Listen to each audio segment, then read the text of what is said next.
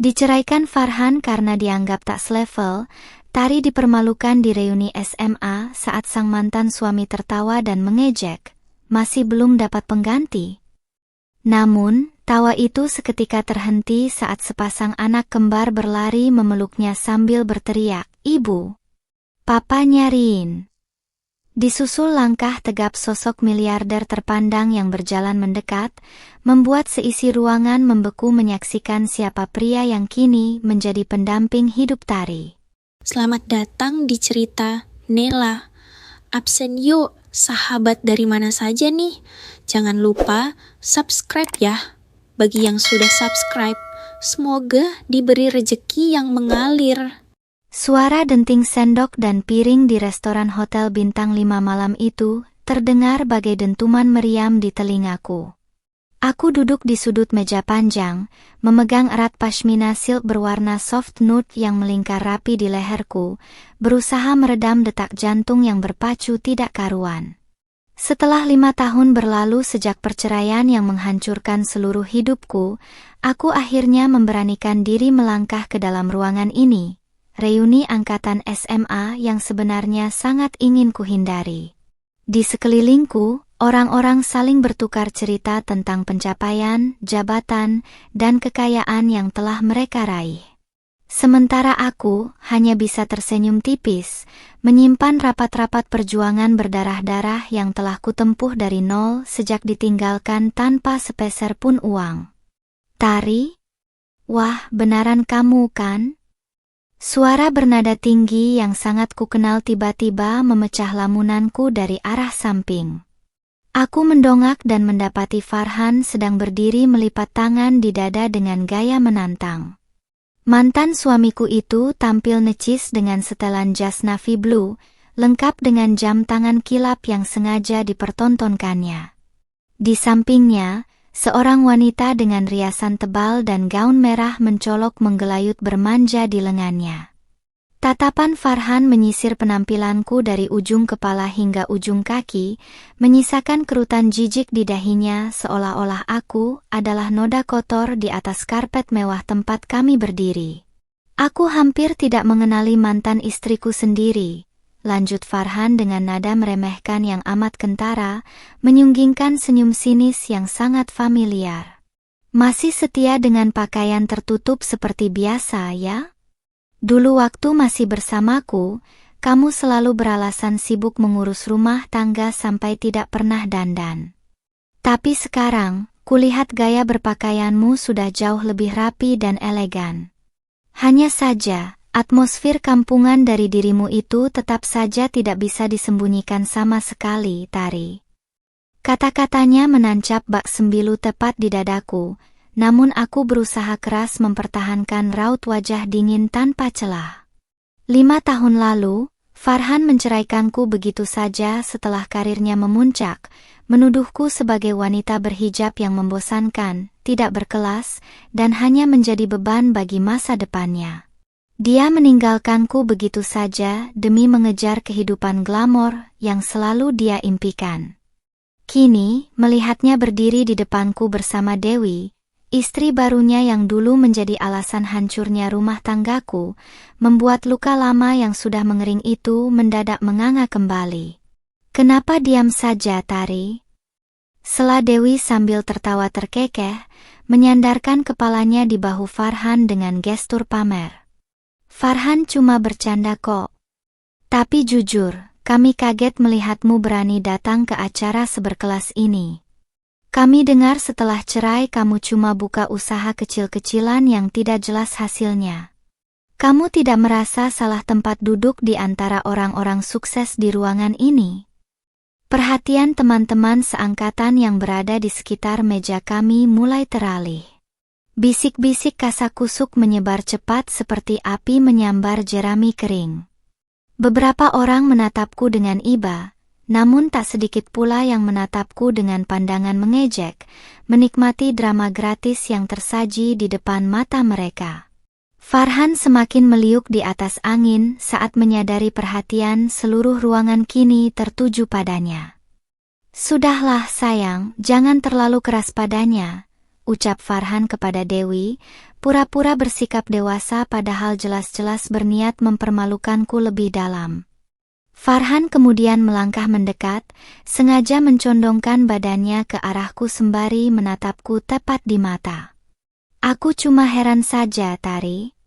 Sudah 5 tahun berjalan sejak kita berpisah, tapi kamu masih saja sendiri? Masih belum dapat pengganti? Gelak tawa Farhan meledak kencang setelah melemparkan pertanyaan tajam itu, memecah suasana tegang di sekitar meja. Dewi ikut tertawa kegirangan, disusul oleh beberapa teman yang ingin mencari muka di hadapan Farhan.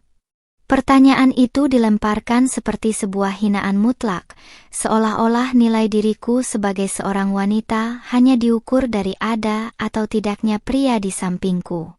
Jemariku meremas ujung atasan turtleneck knit yang kukenakan, menahan gemetar kemarahan yang membumbung tinggi di dalam dada. Kenapa? Apa tidak ada satupun pria yang mau menampungmu lagi? Tambah Farhan tanpa belas kasihan. Suara tawanya semakin menggema keras di dalam Grand Ballroom. Atau jangan-jangan, memang tidak ada pria mapan yang sudi menjadikan wanita sepertimu sebagai pendamping hidupnya? Kasihan sekali hidupmu, Tari. Ruangan itu mendadak penuh dengan suara tawa riuh yang menyudutkanku. Aku menarik napas panjang, memejamkan mata sejenak untuk menata emosi dan menguatkan mental. Aku tidak boleh terlihat lemah di depan pria yang pernah menghancurkan hidupku ini. Tepat ketika aku hendak membuka suara untuk membalas telak ucapannya, pintu kayu jati ganda berukuran raksasa di ujung ballroom mendadak terbuka lebar dengan dentuman keras. Suara engsel pintu yang berat menghentikan gelak tawa seisi ruangan secara serentak. Suasana yang tadinya bising mendadak berubah menjadi hening mencekam saat sepasang anak remaja berusia belasan tahun menerobos masuk melewati karpet merah. Dari kejauhan, sang anak laki-laki yang mengenakan setelan tuxedo rapi dan sang anak perempuan yang mengenakan gaun pesta champagne berjalan setengah berlari, membelah kerumunan tamu yang terperangah. Sebelum ada satu orang pun yang sempat menyadari apa yang sedang terjadi, kedua remaja itu sudah sampai di tempatku berdiri. Mereka langsung melempar tubuh mereka forward, melingkarkan tangan rapat-rapat di pinggangku, lalu berteriak keras dengan suara lantang yang menggelegar ke seluruh sudut ruangan, "Ibu! Papa nyariin dari tadi, katanya acara malam ini membosankan kalau tanpa ibu." Farhan yang berdiri tepat di depanku seketika membeku, wajah sombongnya mendadak pucat pasi melihat kedua anak tersebut. Pekikan nyaring kedua anak remaja itu memantul di dinding-dinding ballroom yang berornamen emas, memotong habis sisa-sisa tawa ejekan yang tadi memenuhi udara. Suasana mendadak hening, begitu senyap hingga gesekan kain dan desah napas panik orang-orang di sekitar kami terdengar sangat jelas. Aku terperanjat, mataku terbelalak menatap dua anak remaja yang kini mendekap pinggangku erat-erat seolah-olah aku adalah satu-satunya pegangan mereka di tengah lautan manusia. Dekapan hangat dari Reyhan dan Rena merayapi tubuhku, meruntuhkan seluruh dinding pertahanan yang tadi kubangun susah payah di depan Farhan. Reyhan, dengan setelan tuxedo hitam yang membalut tubuh jangkungnya, mendongak menatapku dengan mata bulat yang penuh kilat protektif. Di sebelahnya, Rena yang tampak begitu manis dalam balutan gaun champagne dan jilbab senada, menyandarkan kepalanya di tanganku sembari memberikan kerlingan jahil yang hanya kami bertiga yang mengerti artinya. "Kalian, kenapa bisa sampai lari-lari begini?" Bisikku lirih, mencoba menetralkan getar di suaraku saat mengelus lembut pashmina kecil yang mengenakan kepala Rena. Kedua anak ini adalah napas dan alasanku berdiri tegar selama 5 tahun terakhir, menyembunyikan rapat-rapat keberadaan mereka dari dunia luar agar tak terjangkau oleh kesombongan masa lalu. Farhan berdiri mematung hanya 2 langkah di depanku, matanya berkedip-kedip cepat seolah sedang berusaha mencerna kejanggalan yang baru saja dihantamkan ke mukanya. Senyum sinis yang tadi menghiasi bibirnya lenyap tanpa bekas, berganti dengan raut kebingungan yang membendung kepanikan. Dia menatap Reyhan dan Rena bergantian, mencari-cari garis wajah yang terasa asing namun sekaligus memicu ingatan kelam di kepalanya. Tari, siapa mereka ini? Tanya Farhan dengan suara yang mendadak serak dan terbata-bata, ketenangan yang tadi dipamerkannya menguap begitu saja. Anak siapa ini?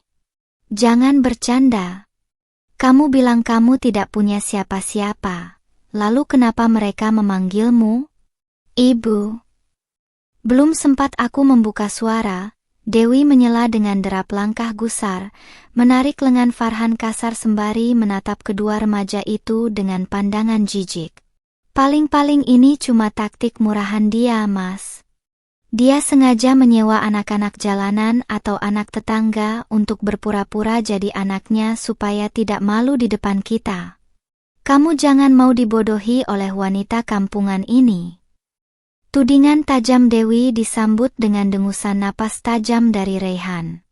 Remaja laki-laki berusia 13 tahun itu melepaskan pelukannya dari pinggangku, merapikan kerah tusedonya dengan gestur yang sangat dewasa, lalu berbalik menghadap Farhan dan Dewi dengan pandangan dingin yang syarat akan dominasi. Sorot matanya begitu tajam, memancarkan aura ketegasan yang sama sekali tidak mencerminkan usianya. Anak sewaan. Suara Reyhan terdengar berat dan mantap, bergema dengan nada meremehkan yang justru membalikkan keadaan. Tante berbaju merah ini sepertinya butuh kacamata baru, atau mungkin otaknya yang memang tidak mampu mengenali siapa orang tua kami. Ibu kami tidak perlu menyewa siapapun hanya untuk membuktikan harga dirinya di hadapan orang-orang seperti kalian. Desakan napas tertahan terdengar dari beberapa teman SMA di sekitar meja kami yang mulai menyadari sesuatu. Garis rahang Reyhan, hidung mancungnya, serta pembawaannya yang tenang namun menekan, sangat identik dengan sosok yang foto-fotonya sering warawiri di majalah bisnis nasional. Bisik-bisik yang tadinya merendahkanku kini berubah arah menjadi spekulasi liar yang membakar rasa penasaran seisi ruangan. Farhan semakin memucat ketika matanya menangkap bros emas berlogo keluarga kerajaan bisnis ternama yang tersemat rapi di dada tusedo Reyhan. Tangannya yang memegang gelas minuman mulai gemetar halus, menyadari bahwa kedua anak ini bukanlah anak sembarangan yang bisa diintimidasi oleh gertakan murahan. Kebohongan dan kebanggaan palsu yang dibangunnya sepanjang malam runtuh dalam hitungan detik. Papa sudah jalan ke sini, Bu, potong Rena lembut, menarik perhatianku kembali sembari tersenyum manis tanpa memedulikan wajah-wajah syok di sekeliling kami. Papa bilang, Papa tidak suka melihat ibu berlama-lama berdiri di dekat orang-orang yang hanya membuang-buang waktu ibu. Tepat ketika kata Papa keluar dari bibir Rena, ketukan sepatu kulit berhak tebal menggema teratur dari arah pintu utama, menciptakan irama tegas yang memaksa seluruh hadirin menoleh. Sosok pria bertubuh tinggi tegap dengan setelan charcoal grey suit melangkah masuk dengan wibawa mengagumkan, membelah kerumunan yang spontan memberi jalan bagaikan lautan yang terbelah untuk sang penguasa. Farhan menahan napasnya, matanya membelalak sempurna saat mengenali siapa pria yang kini berjalan lurus menuju ke arahku. Suasana di dalam Grand Ballroom yang tadinya riuh penuh bisik-bisik mendadak hening total saat sosok pria bertubuh tinggi tegap itu melangkah semakin dekat. Sepatu kulitnya menapak mantap di atas karpet merah, menciptakan irama ketukan yang seolah menyedot seluruh udara di ruangan megah tersebut. Davin, pria yang selama 3 tahun terakhir ini menjadi pelindung dan pendamping hidupku yang baru, berjalan dengan dagu terangkat, memancarkan aura dominasi yang begitu pekat, hingga membuat beberapa rekan pengusaha di sekeliling kami spontan menundukkan kepala hormat. Setelan charcoal grey suit yang terbalut sempurna di tubuh atletisnya mempertegas kedudukannya sebagai salah satu pimpinan tertinggi konglomerasi terbesar di negeri ini, sosok yang namanya selalu disegani di papan atas dunia bisnis. Aku menarik napas panjang, merapikan sedikit lipatan pashmina silk di dadaku sembari menatap langkah kakinya yang kian mendekat. Ada rasa hangat yang menjalar di dada melihat bagaimana pandangan mata Davin yang tadinya sedingin es mendadak melembut begitu manik matanya bertemu denganku. Di sebelahku, Farhan berdiri mematung bagaikan patung garam dengan mulut setengah terbuka. Wajah mantan suamiku itu kini benar-benar pucat pasi, kehilangan seluruh warna darahnya saat menyadari siapa pria yang kini berada hanya beberapa langkah dari tempatnya berdiri, sosok miliarder yang selama ini hanya bisa ia lihat dari jauh di layar televisi dan majalah finansial ternama. Sayang, kenapa kamu meninggalkan meja reservasi VIP kita terlalu cepat? Suara bariton Davin bergema halus namun syarat kekuasaan, memecah keheningan yang mencekam di antara kami. Tanpa memedulikan tatapan ratusan pasang mata yang terbelalak tak percaya, Davin melangkah melintasi Farhan seolah pria itu hanyalah selembar kertas kosong tak bernilai. Ia menyusupkan jemari tangannya yang kokoh ke sela-sela jemariku, menggenggamnya erat dengan sentuhan hangat yang seketika meluluhkan sisa-sisa kegugupan yang sempat merayapi benakku saat berhadapan dengan masa laluku. Reyhan dan Rena langsung mendekat, menyandarkan diri di sisi kanan dan kiri Davin dengan gestur yang sangat alami dan penuh rasa aman. "Papa lama sekali jalannya. Kami tadi takut ibu diintimidasi sama orang-orang yang tidak jelas di sini," celetuk Rena dengan suara nyaring khas remaja, matanya melirik sinis ke arah Dewi yang kini berdiri mematung di belakang Farhan. Davin terkekeh pelan, mengusap puncak kepala putri kembar kami dengan kasih sayang yang tak bisa ditutupi, sebuah pemandangan kekeluargaan yang begitu hangat sekaligus menjadi tamparan keras bagi siapapun yang tadinya meremehkan status sosialku. Farhan berusaha menyusun kembali kepingan kesadarannya yang berantakan, menelan ludahnya dengan susah payah sebelum akhirnya berdehem pelan untuk mencuri perhatian. "Tepak Davin? Apakah ini benar-benar Pak Davin dari Perkasa Group?" bisiknya dengan suara yang gemetar hebat, berusaha menyunggingkan senyum penghormatan yang terlihat sangat canggung dan menyedihkan. Saya Farhan, Pak. Manajer operasional dari anak perusahaan kolega Bapak. Saya benar-benar tidak menyangka bisa bertemu Bapak di acara reuni SMA kami yang sederhana ini." Davin memutar tubuhnya perlahan, memindahkan pandangannya yang tajam dari wajahku menuju ke arah Farhan. Tatapan hangat yang baru saja ia berikan kepadaku seketika menguap, berganti dengan kilatan dingin yang membekukan. Ia menatap Farhan dari balik bulu matanya yang lebat, menilai penampilan mantan suamiku dari atas sampai bawah dengan raut wajah tanpa ekspresi, seolah-olah sedang mengamati mikroba kecil yang tak sengaja mengganggu pemandangannya. Suasana di sekitar kami mendadak berubah menjadi kaku, menanti reaksi apa yang akan dikeluarkan oleh sang penguasa bisnis tersebut. "Oh, jadi kamu yang bernama Farhan?" tanya Davin datar. Nada suaranya begitu tenang namun menyimpan tekanan yang sangat berat hingga membuat Farhan refleks mundur setengah langkah. Davin mengeratkan genggaman tangannya pada jemariku, membawa punggung tanganku ke depan dadanya, seolah ingin mempertegaskan posisiku di sisinya. Saya tadi sempat mendengar tawa yang cukup kencang dari arah meja ini saat saya melangkah masuk. Kalau saya tidak salah dengar, kamu baru saja mempertanyakan apakah istri saya sudah mendapatkan pengganti setelah berpisah darimu. Kata istri yang diucapkan Davin dengan begitu tegas meluncur bak petir yang menyambar tepat di atas kepala Farhan dan Dewi. Dewi tersentak kaget, matanya terbelalak lebar dengan tangan yang gemetar memegang gaun merah mewahnya, sementara beberapa teman SMA yang berada di sekitar kami langsung saling berbisik heboh. Mereka tidak pernah menyangka bahwa wanita berhijab yang baru saja mereka tertawakan dan anggap sebagai kegagalan hidup, kini justru bertahta sebagai istri sah dari seorang pria berkekuasaan tinggi yang memegang kendali atas ribuan tenaga kerja di seluruh penjuru negeri.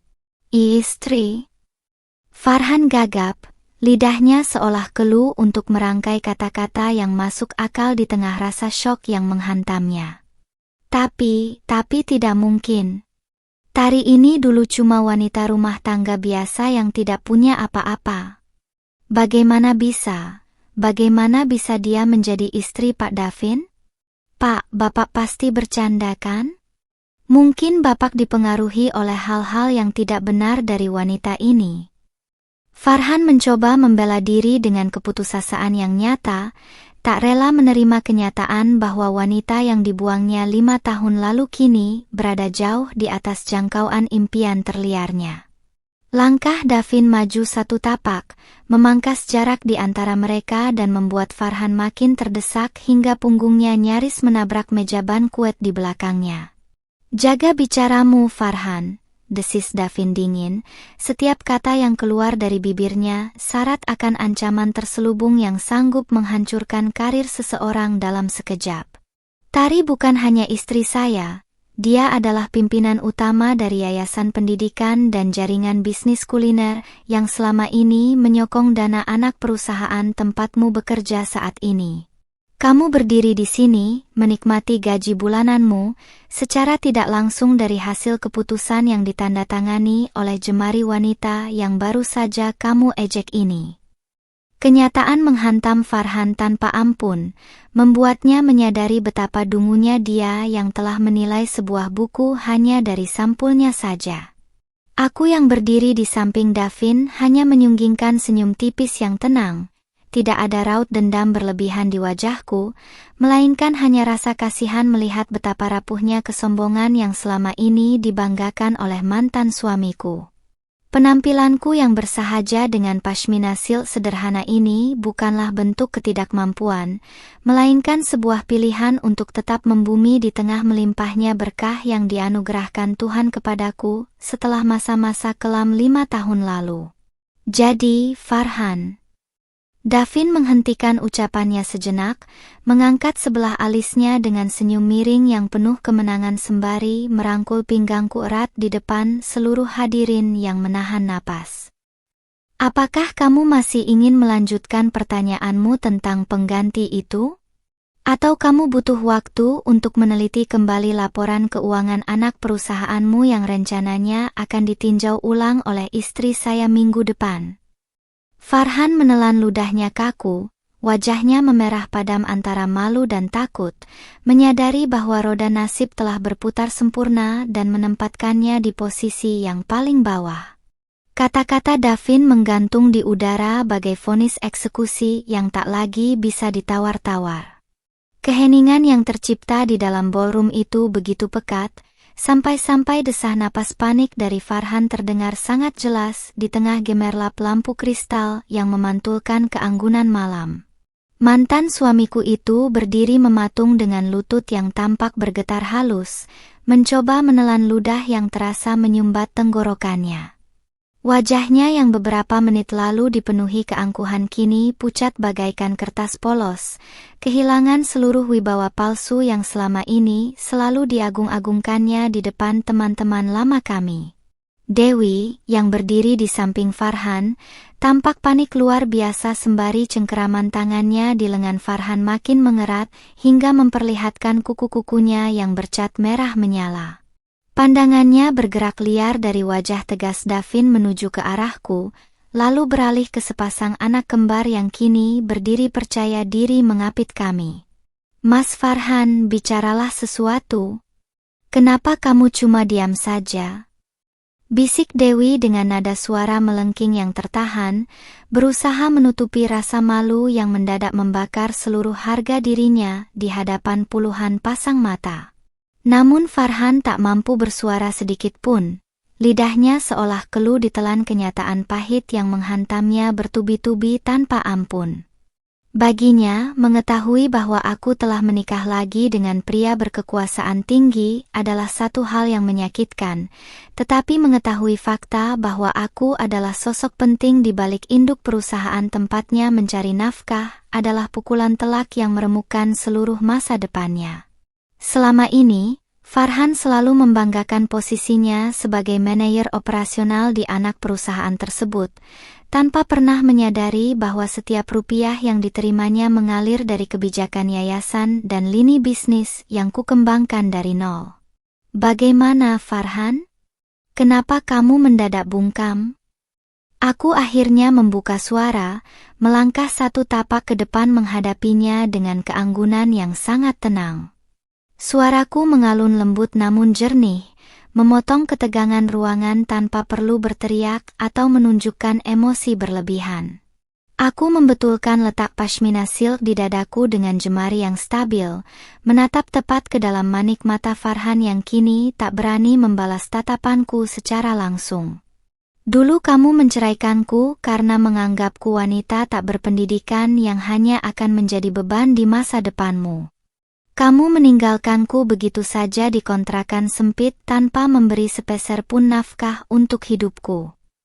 Ruangan itu makin riuh oleh kasakusuk teman-teman angkatan SMA yang mulai memahami kepahitan masa laluku dari ucapan tersebut.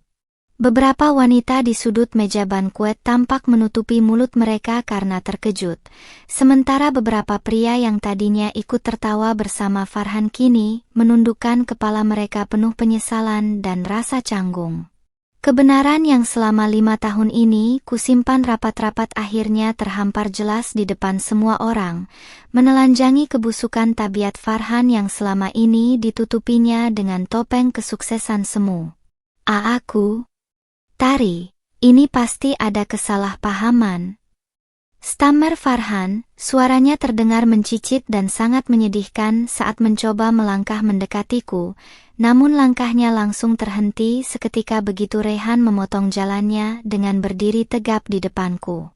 Anak laki-lakiku yang baru berusia 13 tahun itu menatap mantan ayah kandungnya dengan tatapan dingin yang tak menyisakan ruang sedikit pun untuk negosiasi atau belas kasihan. Jangan berani-berani melangkah lebih dekat ke arah ibu saya, tegas Rehan dengan suara berat khas remaja yang mulai beranjak dewasa. Senyum tipis yang penuh wibawa terukir di bibirnya, memperlihatkan kemiripan struktur rahangnya dengan Davin, pria yang selama ini mendidiknya dengan penuh kasih sayang dan ketegasan. Ibu saya sudah terlalu banyak membuang waktu berharga hanya untuk mendengarkan omong kosong kalian berdua sejak kami tiba di ruangan ini. Rena, putri kembarku, ikut memaju satu langkah sembari merangkulkan tangannya di lengan baju knit milikku, menyandarkan kepalanya penuh rasa bangga di bahuku. Papa, ayo kita pindah ke meja VIP saja, ucap Rena dengan nada suara yang sengaja dikencangkan agar terdengar oleh seluruh orang di area tersebut. Di sini udaranya sangat tidak enak, penuh dengan orang-orang yang sukanya menilai orang lain dari pakaiannya saja, padahal mereka sendiri tidak tahu siapa yang memberi mereka makan setiap bulan. Sindiran polos namun menusuk dari Rena membuat beberapa tamu di sekeliling kami tak sanggup menahan tawa kecil yang lolos dari bibir mereka. Wajah Dewi semakin memerah padam karena menahan malu yang amat sangat, sementara Farhan hanya bisa berdiri mematung bagaikan pesakitan di ruang sidang yang sedang menunggu ketukan palu hakim. Seluruh kesombongan yang dipamerkannya sejak awal acara kini musnah tak berbekas, digantikan oleh ketakutan mendalam akan nasib karirnya yang kini berada tepat di dalam genggaman jemariku. Davin merangkul pinggangku dengan lembut, membimbingku untuk berbalik arah meninggalkan Farhan dan Dewi yang berdiri kaku di tengah karpet merah. Mari, sayang. Pak Direktur Utama dan jajaran komisaris sudah menunggu kita di meja utama untuk membahas ekspansi yayasan untuk tahun depan, ujar Davin dengan suara baritonnya yang tenang, dengan sengaja menyebutkan jajaran petinggi yang bahkan tak akan pernah bisa diakses oleh Farhan dalam jenjang karirnya. Kami bertempat melangkah anggun menyusuri karpet merah menuju area VIP yang berada di panggung utama, dikawal oleh pandangan penuh rasa hormat dan takjub dari seluruh tamu reuni yang ada di ruangan tersebut. Tempat yang tadinya menjadi arena penghinaan bagiku kini berubah menjadi tempat pembuktian tertinggi, di mana kerja keras, kesabaran, dan martabat seorang wanita berhijab yang pernah dibuang tak berharga akhirnya terbayar tuntas tanpa perlu pertumpahan darah. Namun, saat aku melirik sedikit ke belakang sebelum melangkah naik ke area VIP, aku melihat Farhan sedang meremas rambutnya sendiri dengan raut wajah frustrasi yang amat sangat, sementara Dewi terus mencerca dan memukul lengannya karena panik. Aku menghela napas panjang, mengunci pandanganku kembali ke depan bersama suami dan anak-anakku, menyadari sepenuhnya bahwa permainan ini belum berakhir, karena besok pagi, evaluasi kerja anak perusahaan tempat Farhan bekerja akan resmi dimulai dari mejaku. Langkah kakiku berayun ringan di atas lantai marmer berlapis karpet merah yang mengarah tepat ke area panggung utama Grand Ballroom. Di belakangku, suara bisik-bisik yang tadinya bernada celaan kini bertransformasi total menjadi dengung kekaguman dan rasa takjub yang tak mampu lagi ditutupi oleh teman-teman alumni. Beberapa dari mereka yang tadinya ikut tertawa bersama Farhan kini buru-buru menyunggingkan senyum manis yang dipaksakan saat mata kami berselisih, berharap aku tidak mengingat wajah-wajah yang baru saja ikut melayangkan tatapan merendahkan ke arahku beberapa menit yang lalu. Davin membimbingku duduk di salah satu kursi berbalut kain satin emas di meja VIP nomor 1, meja khusus yang ditata amat megah dengan rangkaian bunga lili putih segar dan piring-piring kristal yang berkilauan. Di meja ini, beberapa direktur utama dan jajaran komisaris dari berbagai induk perusahaan besar sudah duduk menanti kedatangan kami. Merekalah para pemegang kendali ekonomi yang sebenarnya di ruangan ini, sosok-sosok yang jangankan untuk disapa, dipandang pun dari jarak dekat oleh Farhan adalah sebuah kemewahan yang mustahil terwujud. Selamat malam, Ibu Tari, Pak Davin, sapa Pak Sudirja, Direktur Utama Perkasa Group yang berusia paruh baya, sembari bangkit berdiri dan membungkuk hormat begitu kami mendekati meja. Kami baru saja membicarakan alokasi dana hibah untuk pengembangan sekolah vokasi gratis di bawah yayasan milik Ibu. Sungguh luar biasa, visi kemanusiaan yang Ibu susun benar-benar menginspirasi kami semua di jajaran direksi. Aku memberikan senyuman terbaikku, membalas anggukan hormat itu dengan gestur bersahaja yang penuh ketenangan. Terima kasih banyak atas dukungannya, Pak Sudirja. Semua ini tidak akan berjalan lancar tanpa kerja keras seluruh tim di lapangan dan kepercayaan dari kalian semua. Balasku halus, suaranya tenang tanpa nada kesombongan sedikit pun. Aku membetulkan letak pashmina silk yang menjuntai di bahuku, membiarkan keramahan yang tulus itu terpancar alami dari wajahku. Dari sudut mataku, aku bisa melihat Farhan dan Dewi masih berdiri kaku di dekat meja alumni yang letaknya cukup jauh di bagian bawah panggung. Posisi meja VIP yang lebih tinggi membuatku bisa mengawasi seluruh sudut ruangan dengan sangat jelas. Farhan tampak ditarik-tarik lengannya oleh Dewi yang terus mengomel dengan wajah merah padam, namun mantan suamiku itu sama sekali tidak membalas ucapan istrinya. Matanya tertuju lurus ke arahku, menatap tajam dengan campuran rasa tidak percaya, penyesalan yang mendalam, dan ketakutan yang merayapi setiap inci sel sarafnya. "Papa, lihat paman yang berbaju navy itu," celoteh Rehan pelan sembari menuangkan air mineral ke dalam gelas kristalku dengan sangat sopan. Dia masih saja memperhatikan ibu dari jauh. Apakah dia tidak sadar kalau aksinya itu sangat mengganggu pandangan mata kita di sini? Davin terkekeh rendah, mengusap bahu tegap putra kembar kami itu dengan rasa bangga yang amat transparan. Biarkan saja, Rehan. Orang yang hidupnya hanya diisi dengan rasa iri akan selalu sibuk memperhatikan keberhasilan orang lain yang dulu disepatenkannya sebagai kegagalan, sahut Davin berbisik, namun matanya sempat menyapu ke arah Farhan dengan kilatan dingin yang menegaskan dominasinya sebagai pria pemenang dalam kehidupan ini. Beberapa teman wanita dari angkatan SMA kami, yang dulunya cukup dekat denganku sebelum aku diceraikan, tiba-tiba memberanikan diri berjalan mendekati batas barikade meja VIP. Dengan senyum lebar yang terlihat sangat canggung, mereka melambaikan tangan kecil ke arahku, berharap mendapatkan sedikit perhatian atau sekadar anggukan balasan dari wanita yang dulu mereka jauhi karena dianggap miskin dan tidak berguna. "Tari. Ya ampun, Tari. Ini benar-benar kamu kan?" seru Nita, salah satu mantan teman sekelasku yang tadi berada di barisan paling depan saat Farhan melayangkan hinaannya. "Kami benar-benar pangling melihatmu malam ini. Kamu terlihat sangat luar biasa anggun dan sukses. Boleh kami minta foto bersama bentar untuk kenang-kenangan alumni?" Aku menatap Nita dan beberapa teman di belakangnya dengan pandangan teduh, namun tidak serta-merta bangkit dari kursiku. Dulu, ketika aku ditendang keluar dari rumah Farhan dengan pakaian seadanya di dalam kantong plastik, aku pernah mengetuk pintu rumah Nita untuk meminjam uang 100.000 rupiah demi membeli susu anak-anakku. Namun saat itu, Nita menolak membukakan pintu dan berpura-pura tidak ada di rumah. Kenangan pahit itu tidak pernah membuatku dendam, tetapi cukuplah bagiku untuk tahu siapa yang benar-benar kawan dan siapa yang sekadar benalu. "Maaf ya Nita," potong Rena cepat sebelum aku sempat merangkai kata-kata penolakan yang halus. "Ibu saya sedang ada rapat penting dengan para jajaran komisaris utama malam ini. Urusan pekerjaan yayasan dan bisnis ibu sangat padat, jadi ibu tidak punya waktu untuk berfoto-foto kosong di sini." Jawaban tegas dan telak dari putri kembarku itu membuat wajah Nita dan teman-temannya seketika membeku kaku karena malu.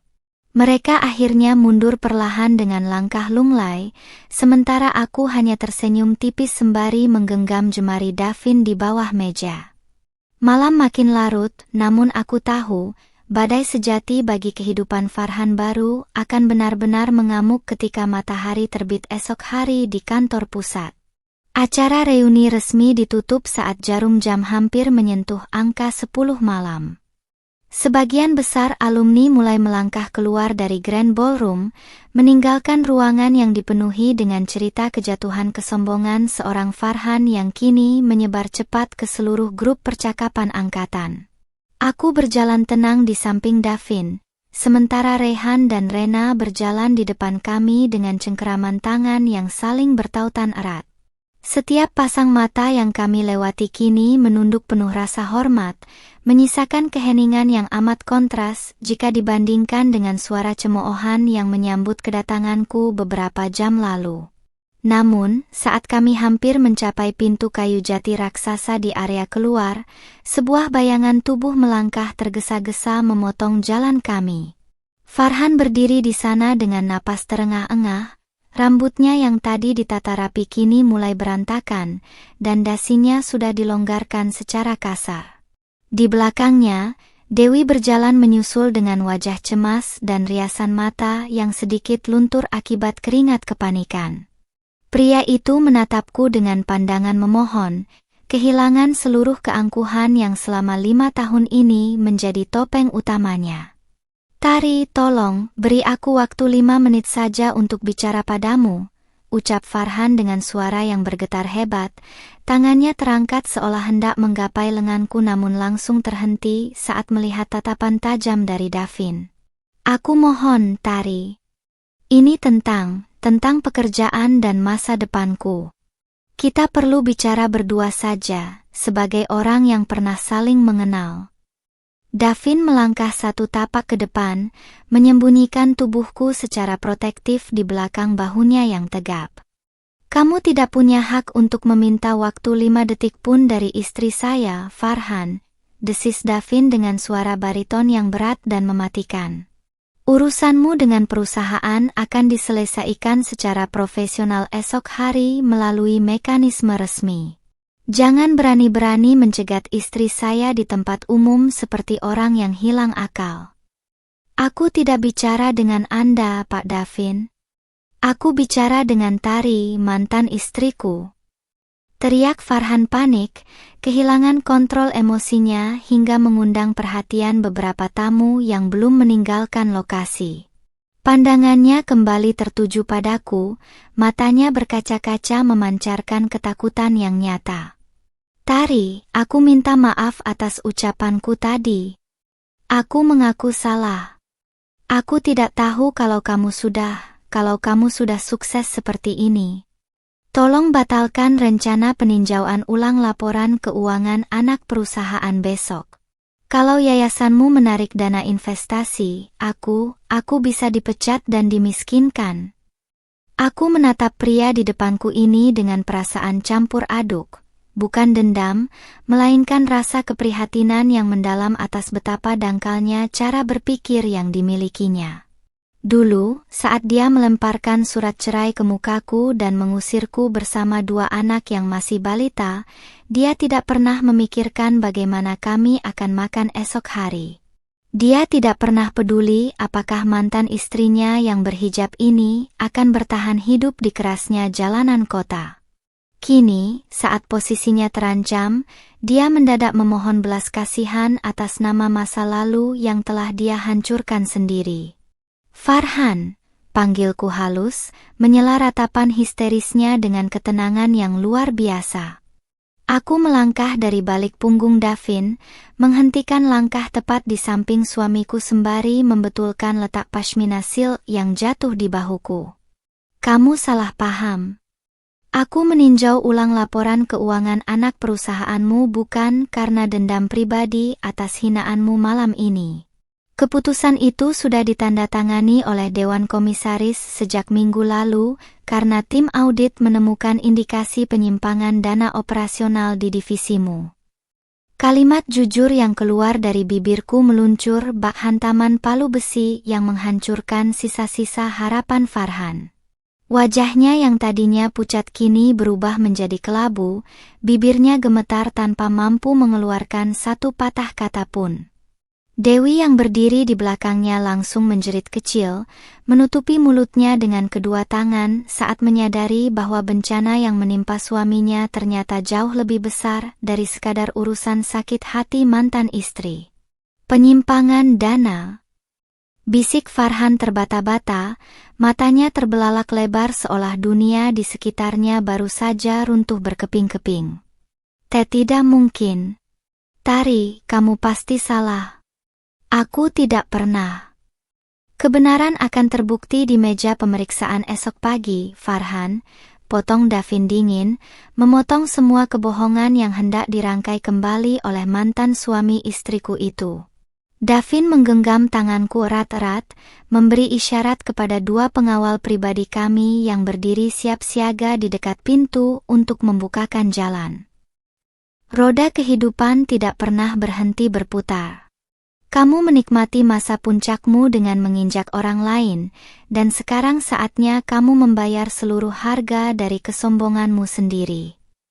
Reyhan dan Rena menatap Farhan untuk terakhir kalinya tanpa ada raut kebencian sedikit pun di wajah remaja mereka. Hanya ada tatapan asing kepada seorang pria asing yang tak pernah hadir dalam tumbuh-tumbuh mereka. Kami berempat melangkah keluar meninggalkan ballroom, melewati Farhan yang akhirnya terkulai lemas, berlutut di atas karpet merah sembari ditangisi oleh Dewi yang terus menyalahkannya atas kehancuran hidup mereka. Udara malam yang segar menyambut kami begitu melangkah keluar dari lobi hotel bintang 5 tersebut. Sebuah mobil limusin hitam sudah bersiap di depan lobi dengan pintu yang dibukakan oleh sopir pribadi.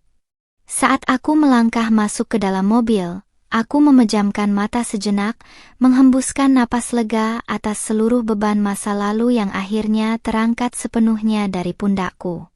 Esok hari, lembaran baru yang bersih dan penuh keadilan telah menanti untuk dibuka kembali. Sinar matahari pagi menembus kaca-kaca besar gedung pencakar langit Perkasa Tower, memantulkan bayangan megah kota Jakarta yang mulai sibuk. Aku duduk di balik meja kerja kayu jati yang berukuran besar di lantai paling atas, mengenakan blazer formal bernuansa krem dipadukan dengan pashmina silk berwarna senada yang tertata sangat rapi. Di hadapanku, beberapa berkas audit tebal bernuansa merah sudah tertumpuk rapi, menunggu keputusan akhir yang harus kuberi tanda tangan. Suasana di dalam ruangan sangat hening, hanya terdengar detak jarum jam dinding dan hembusan pendingin udara yang membelah ketegangan. Pintu ruang kerjaku diketuk 3 kali dengan ketukan yang teratur dan penuh kehati-hatian. Sekretaris pribadiku melangkah masuk dengan canggung, membungkuk sedikit sebelum melaporkan kedatangan tamu yang sudah menunggu sejak jam 7 pagi di area lobi. Ibu Tari, Pak Farhan dari Divisi Operasional Anak Perusahaan sudah memohon untuk bertemu sejak 2 jam yang lalu. Wajahnya sangat pucat dan dia menolak untuk pergi sebelum bisa berhadapan langsung dengan ibu. Aku menghentikan pergerakan pulpen emas di tanganku, menatap sekretarisku dengan ketenangan yang mantap tanpa ada sedikit pun keraguan di dalam mataku. Persilakan dia masuk, tetapi panggil 2 petugas keamanan internal untuk berjaga di luar pintu. Saya tidak ingin ada tindakan emosional yang mengganggu ketertiban area kantor pagi ini. Sekretarisku mengangguk patuh lalu buru-buru keluar untuk menjalankan perintah yang kuberikan secara tegas tersebut. Hanya butuh waktu kurang dari 2 menit sampai pintu raksasa itu kembali terbuka. Farhan melangkah masuk dengan penampilan yang benar-benar berantakan dan jauh berbeda dari sosok sombong yang kutemui di acara reuni semalam.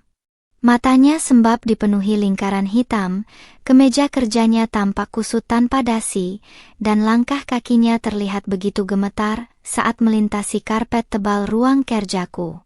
Dia menatap seluruh kemewahan ruangan ini dengan raut wajah yang hancur, menyadari seberapa jauh jarak kesuksesan yang telah kubangun di atas puing-puing penderitaanku.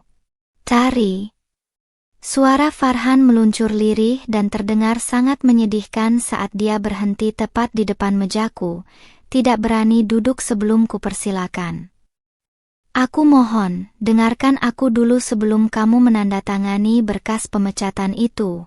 Aku tahu aku salah, aku tahu aku sangat jahat padamu di masa lalu, tapi tolong, jangan hancurkan seluruh karir yang sudah kubangun bertahun-tahun ini. Aku menatapnya lurus, membiarkan keheningan menggantung sejenak untuk membiarkan setiap kata penyesalannya menguap begitu saja di udara. Farhan, duduklah, ucapku datar, memberi isyarat pada kursi kulit di depanku. Kamu datang ke sini masih dengan pemikiran bahwa aku melakukan ini karena motif dendam pribadi atas masa lalu kita. Kamu masih belum mengerti bahwa ini adalah murni urusan profesionalisme dan hukum yang berlaku di perusahaan ini. Farhan duduk dengan menyatukan kedua telapak tangannya yang gemetar di atas meja, menatapku dengan mata yang mulai berkaca-kaca penuh ketakutan. Tapi laporan audit itu, kalau sampai diserahkan ke pihak kepolisian, aku bukan cuma kehilangan pekerjaan, Tari. Aku bisa dipenjara. Dewi sudah mengancam akan menceraikanku jika aku kehilangan semua aset dan masuk penjara. Tolong kasihanilah aku, Tari. Ingatlah bahwa aku pernah menjadi suamimu. Kata suami yang diucapkannya membuatku menghembuskan napas panjang. Sebuah senyum tipis yang penuh ironi terukir di bibirku saat mengingat betapa mudahnya dia membuang kata itu 5 tahun lalu. Saat kamu mengusirku dari rumah dalam keadaan hujan deras bersama Raihan dan Rena yang masih balita, apakah kamu ingat bahwa aku adalah istrimu? Tanyaku dengan suara halus yang justru terasa jauh lebih menekan ketimbang bentakan kencang. Saat kamu memotong seluruh akses finansialku dan membiarkan anak-anakmu kelaparan, apakah kamu ingat statusmu sebagai seorang ayah? Farhan menundukkan kepalanya dalam-dalam, air matanya menetes menimpa permukaan meja kayu jati yang mengkilap. Aku hilaf, Tari, aku terbuai oleh harta dan wanita saat karierku mulai naik dulu. Aku pikir kamu tidak akan pernah bisa bangkit lagi. Aku benar-benar buta oleh kesombonganku sendiri sampai tega memperlakukanmu seperti sampah. Aku menyesal, sungguh, aku sangat menyesal. Penyesalan yang baru datang saat hukuman sudah berada di depan mata bukanlah penyesalan yang murni, Farhan. Balasku dingin sembari membuka lembaran pertama dokumen audit di hadapanku. Penyimpangan dana operasional sebesar miliaran rupiah yang kamu lakukan bersama timmu bukan hanya merugikan perusahaan, tetapi juga memotong hak ratusan buruh kecil yang menggantungkan hidupnya di anak perusahaan tersebut. Kamu memakan hal yang bukan hakmu demi membiayai gaya hidup glamor yang kamu pamerkan semalam. Tepat saat itu, pintu ruang kerja kembali terbuka dan Davin melangkah masuk dengan wibawa yang luar biasa. Suamiku itu mengenakan setelan jas hitam elegan, melangkah menghampiri kursiku lalu meletakkan tangannya yang kokoh di bahuku sebagai bentuk dukungan moral yang tak tergoyahkan. Farhan semakin menciut saat melihat kehadiran Davin, menyadari bahwa ruang untuk bernegosiasi telah tertutup rapat tanpa celah. Tim legal dan petugas kepolisian sudah menunggu di lantai bawah, Tari, kata Davin lembut sembari menatapku penuh rasa hormat dan kasih sayang. Aku mengangguk pelan, meraih pulpen emasku, lalu membubuhkan tanda tangan resmiku di atas lembar persetujuan proses hukum untuk Farhan. Pria yang dulu menghancurkan hidupku itu seketika terkulai di atas kursi, menangis terisak-isak meratapi nasibnya yang kini runtuh total akibat perbuatannya sendiri. Suara tangis histeris Farhan pecah di dalam ruang kerja yang dingin itu, memantul kaku di antara dinding-dinding kaca berpanel kayu jati. Pria yang semalam berdiri tegak memamerkan keangkuhannya di hadapan puluhan orang itu kini terkulai pasrah dengan kedua tangan menutupi wajahnya yang basah oleh air mata.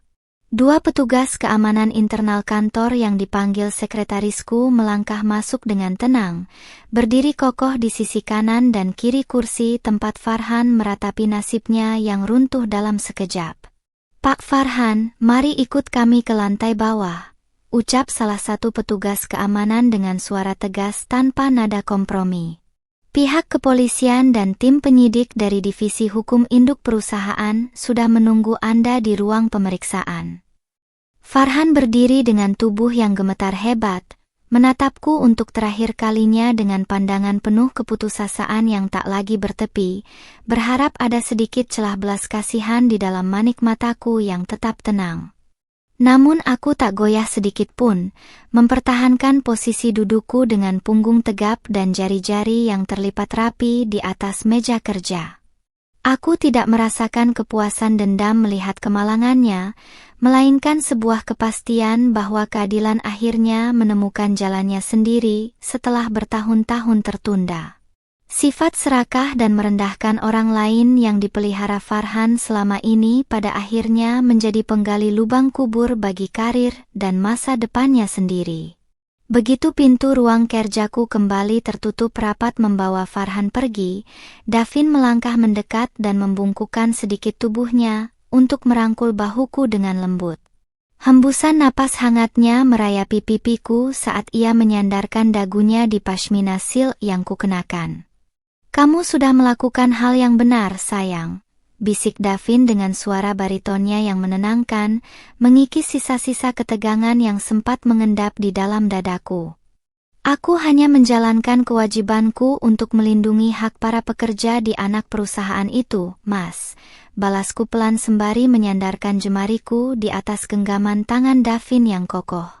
Farhan dibutakan oleh gengsi dan kesombongan hingga tega memotong dana operasional yang harusnya menjadi hak orang banyak. Apa yang terjadi padanya hari ini adalah buah dari apa yang dia tanam sendiri di masa lalu.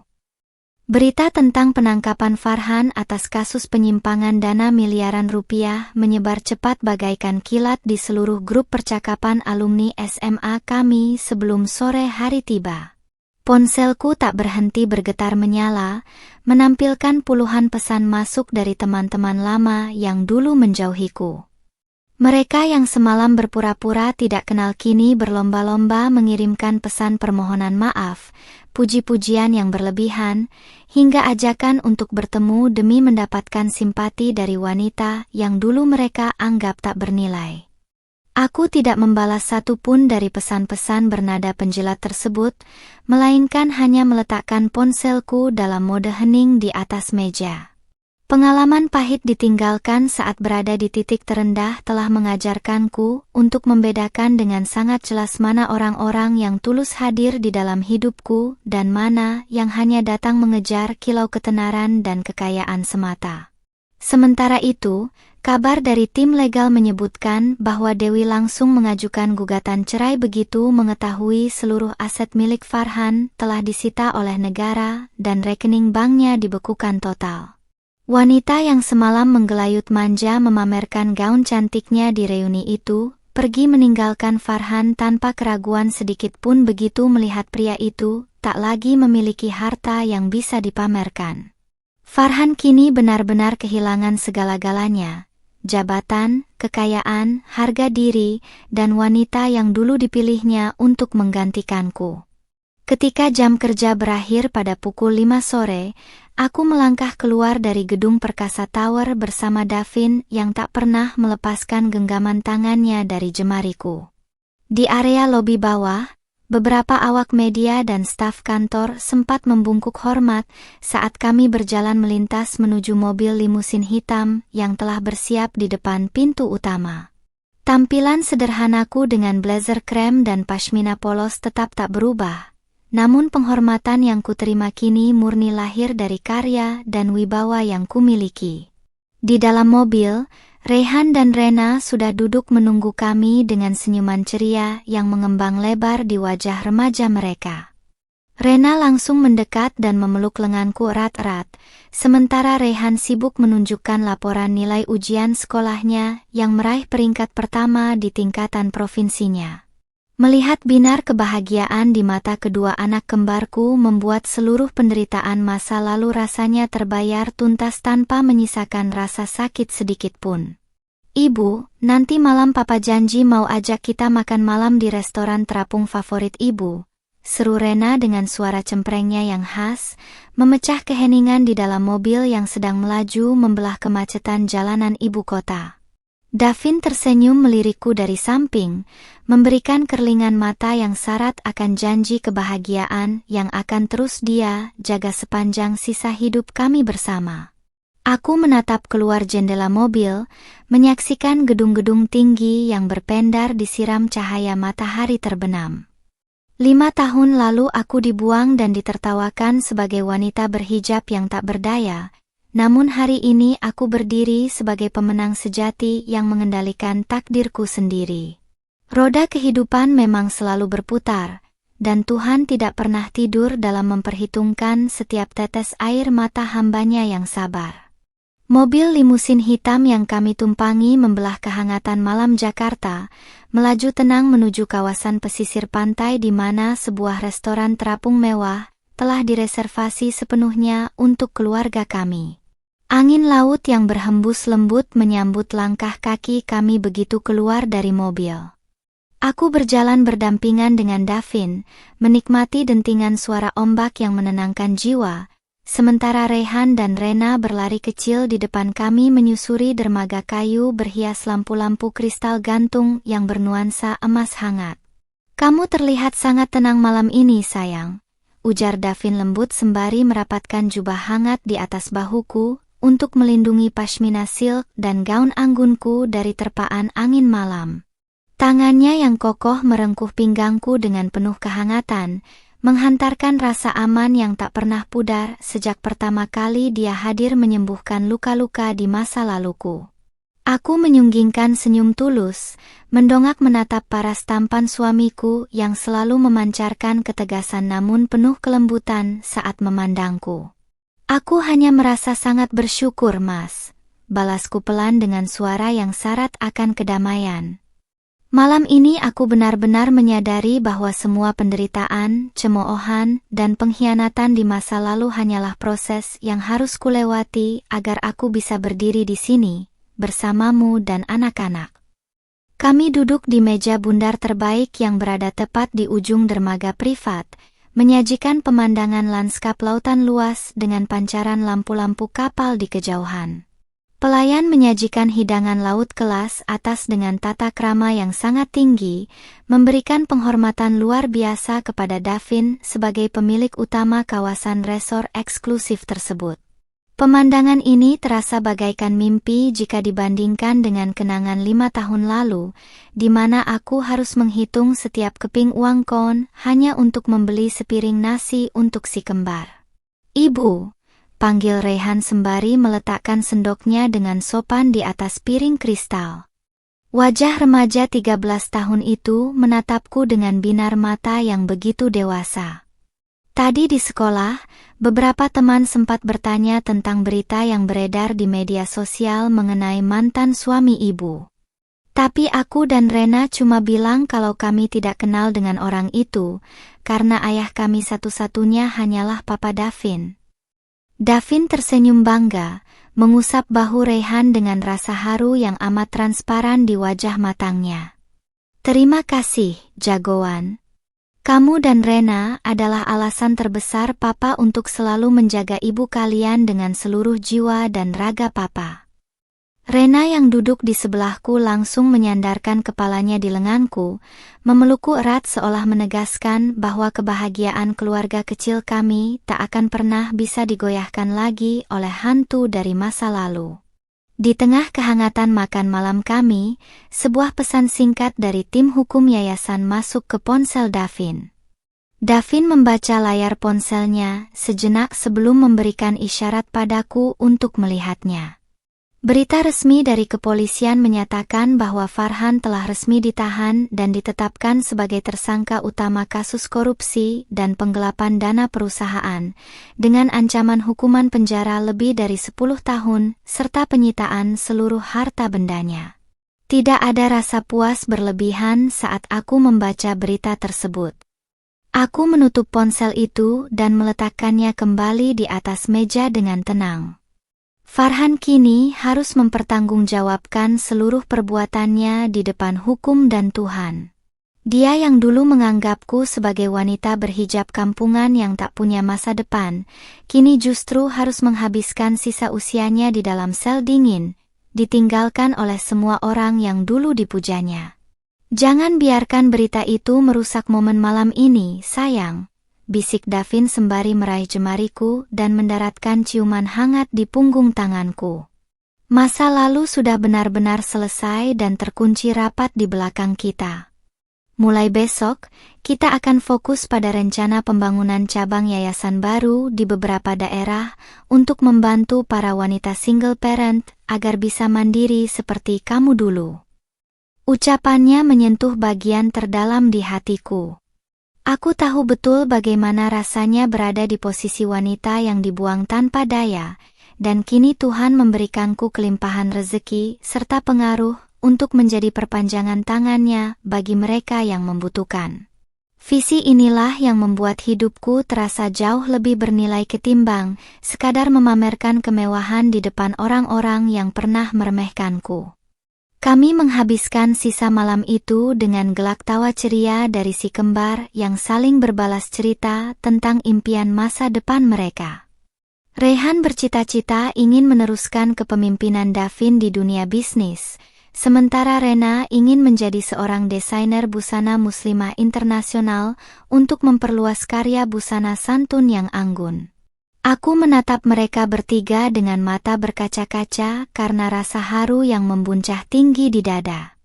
Saat angin laut berhembus lembut membelai pashmina silk yang kukenakan, aku menggenggam erat tangan Davin di bawah naungan langit malam yang dipenuhi bintang. Malam itu, di atas samudra yang tenang, aku menyadari bahwa badai terbesar dalam hidupku telah berlalu sepenuhnya, menyisakan fajar kebahagiaan yang akan terus memancar terang selamanya. 6 bulan berlalu sejak malam reuni yang mengubah segalanya. Matahari pagi menyiramkan sinar hangatnya di atas gedung pusat Yayasan Pendidikan dan Pemberdayaan Perempuan yang baru saja selesai dibangun di atas lahan seluas 2 hektar. Aku berdiri di depan cermin besar ruangan pribadiku, membetulkan letak pashmina silk berwarna soft nude yang terbalut anggun, melengkapi setelan blazer formal santun yang membalut tubuhku. Di balik jendela kaca, ratusan wanita berhijab dari berbagai daerah sudah berkumpul di halaman utama, siap mengikuti peresmian program pelatihan usaha mandiri yang kami rancang khusus untuk membantu para ibu tunggal agar bisa bangkit berdikari. Pintu ruang kerjaku terbuka pelan, memperlihatkan Davin yang melangkah masuk dengan setelan jas charcoal grey yang selalu membuatnya tampak begitu berwibawa. Di belakangnya, Rehan dan Rena berjalan beriringan dengan seragam batik yayasan yang membuat tampilan remaja mereka terlihat semakin dewasa dan matang. Davin menghampiriku, merengkuh pinggangku dari belakang sembari menatap pantulan bayangan kami berdua di cermin dengan binar mata yang penuh rasa kagum dan kebanggaan yang amat mendalam. "Semua orang di luar sudah menunggumu, pendiri utama," bisik Davin lembut di dekat telingaku, memberikan ciuman hangat di pelipisku yang tertutup rapi oleh kain hijab. "Hari ini adalah bukti nyata dari perjuanganmu, Tari. Kamu berhasil mengubah rasa sakit di masa lalu menjadi cahaya harapan bagi ribuan wanita lain yang sedang berjuang menemukan jalan hidup mereka." Aku memutar tubuhku, menatap manik mata hitam milik suamiku sembari menggenggam erat kedua tangannya. "Semua ini tidak akan pernah terwujud tanpa cintamu, ketulusanmu, dan dukungan yang tak pernah putus darimu dan anak-anak, Mas," balasku dengan suara bergetar menahan haru. Aku melirik ke arah si kembar yang tersenyum lebar, merasa sangat beruntung karena Tuhan telah menggantikan masa lalu yang kelam dengan takdir yang jauh lebih indah dari apa yang pernah kutayangkan di dalam doa-doaku. Kami berempat melangkah keluar menuju panggung utama yang didirikan di tengah halaman. Tepuk tangan riuh dan seruan bahagia menyambut kehadiran kami begitu aku melangkah naik ke atas mimbar. Ratusan pasang mata menatapku dengan pandangan penuh rasa hormat dan harapan. Di antara kerumunan tamu undangan yang hadir, aku sempat melihat Nita dan beberapa teman SMA yang dulu menyudutkanku, duduk jauh di barisan belakang sebagai tamu biasa tanpa perlakuan khusus. Mereka kini hanya bisa menyaksikan dari kejauhan betapa tingginya pencapaian wanita yang dulu sempat mereka tertawakan bersama Farhan. Mengenai Farhan, pengadilan telah menjatuhkan vonis hukuman 8 tahun penjara, serta kewajiban mengembalikan seluruh dana aset negara yang telah digelapkannya. Tanpa harta, tanpa jabatan, dan ditinggalkan oleh Dewi yang kini menghilang entah kemana, mantan suamiku itu harus menghabiskan sisa masa mudanya di balik jeruji besi dingin. Beberapa kali dia mencoba mengirimkan surat permohonan maaf dari dalam penjara, namun aku memilih untuk tidak pernah membalasnya. Maaf sudah kuberikan di dalam hati demi kedamaian jiwaku sendiri, tetapi jalan hidup kami telah terpisah selamanya oleh tembok takdir yang tak mungkin diruntuhkan kembali. Setiap wanita memiliki kekuatan besar yang tersimpan di dalam kesabarannya.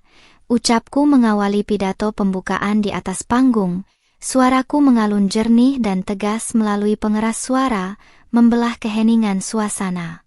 "Jangan pernah biarkan ada orang lain yang menentukan harga dirimu hanya dari pakaianmu, status sosialmu, atau masa lalumu yang hancur. Ketika pintu kehidupanmu ditutup oleh kesombongan manusia, percayalah bahwa Tuhan sedang menyiapkan pintu kesuksesan yang jauh lebih megah untuk kamu seberangi." Gemuruh tepuk tangan membahana memenuhi seluruh area yayasan begitu pidatoku berakhir. Banyak wanita yang meneteskan air mata haru, menemukan kembali tekad dan rasa percaya diri mereka yang sempat padam. Aku memotong pita peresmian didampingi oleh Davin, Rehan, dan Rena, menandai dimulainya babak baru dalam perjuangan kemanusiaan kami yang akan menjangkau seluruh pelosok negeri. Setelah acara peresmian selesai, kami berjalan-jalan di sepanjang taman bunga yayasan yang asri. Rena sibuk mengabadikan momen dengan kamera digitalnya, sementara Rehan sibuk berdiskusi ringan dengan Davin mengenai sistem manajemen keuangan yayasan yang ingin dia pelajari lebih dalam. Melihat keharmonisan di antara mereka membuat dadaku diliputi oleh rasa syukur yang luar biasa. Aku memegang lengan Davin, menikmati setiap detik hembusan angin pagi yang menerpa pashmina silku. Dulu, Farhan menilaiku dari keterbatasan fisik dan penampilan luarku semata, menganggapku sebagai beban yang tak layak disandingkan dengan cita-citanya. Namun Davin melihat jauh ke dalam jiwaku, menghargaiku sebagai seorang wanita, istri, dan ibu yang utuh, membantuku mengepakkan sayap hingga bisa terbang tinggi menggapai impian terbesarku. Terima kasih sudah memilihku untuk menjadi pelindungmu dan anak-anak, Tari, ucap Davin pelan saat kami menghentikan langkah di tepi kolam taman, menatap bayangan kami yang memantul di atas permukaan air yang jernih. Aku berjanji akan selalu memelukmu, menghormatimu, dan membanggakanmu di depan dunia hingga napas terakhirku. Aku menyandarkan kepalaku di bahu tegap Davin, menyusupkan jemariku ke dalam genggaman tangannya yang hangat dan kokoh. Ejekan, tawa sinis, dan pertanyaan merendahkan di reuni malam itu kini tinggal sejarah tua yang tak lagi memiliki kuasa untuk melukai hatiku. Aku adalah seorang wanita, seorang ibu berhijab yang pernah dibuang, namun kini berdiri tegak sebagai pemenang sejati di samping pria yang mencintaiku tanpa syarat, menatap fajar baru yang memancar terang menaungi masa depan kami selamanya.